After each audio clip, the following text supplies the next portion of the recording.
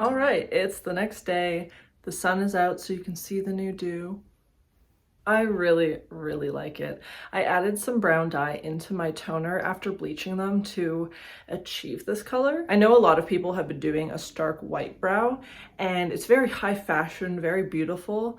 I just think it wasn't the look I was trying to achieve. Plus, I have a big forehead, so I didn't want to completely get rid of that area. But yeah, I think the blonde color that came out of it is super cute.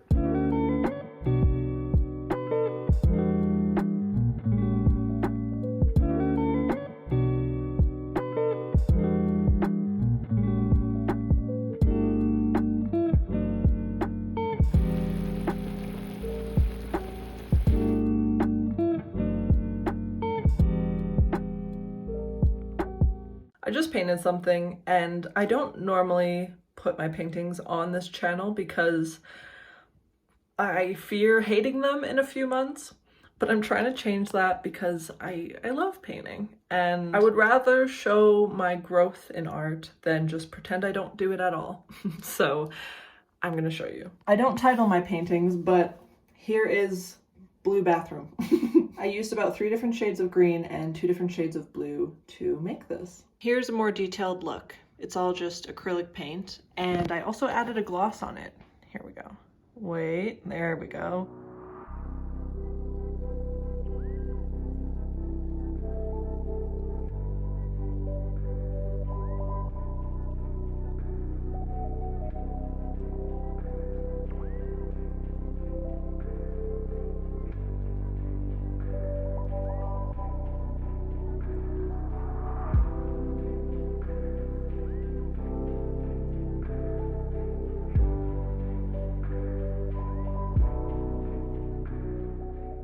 So as you probably know, I was in and out of the hospital all of December and just wasn't in the mental space to write much.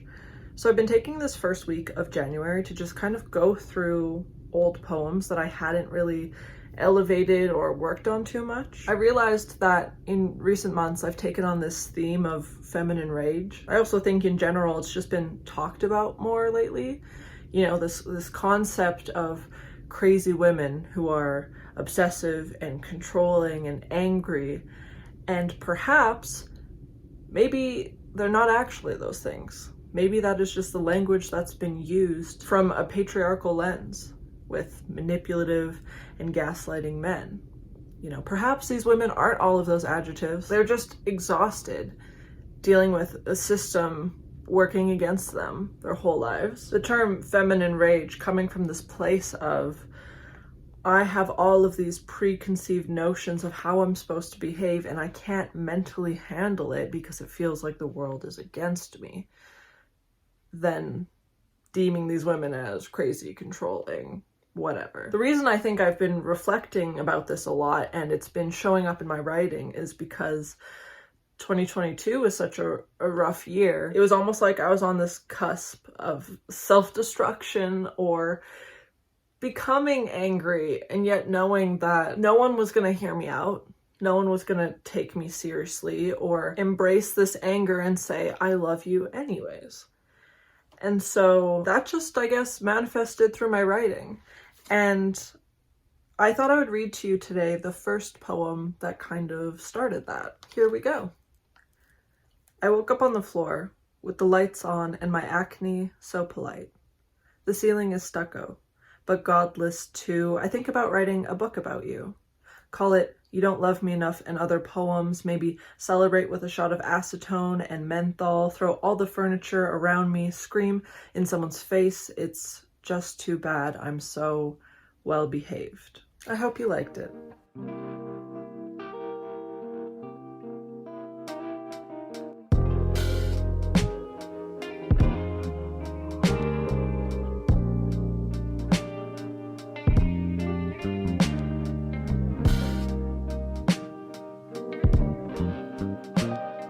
Hello again.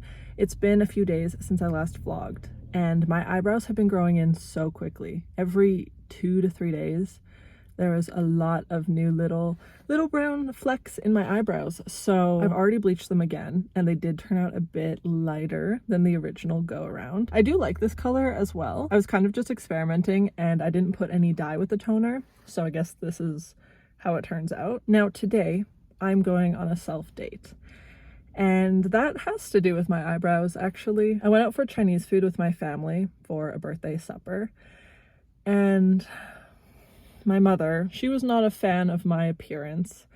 The adjective she always defaults to is disgusting. She called me disgusting. You know, just announced to a table of about 10 people that have ruined my face. At some point she said, "I just don't get it. You have such nice eyes."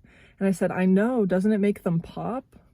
And she was like, "No, it makes them disappear." And just saying shit that didn't need to be said.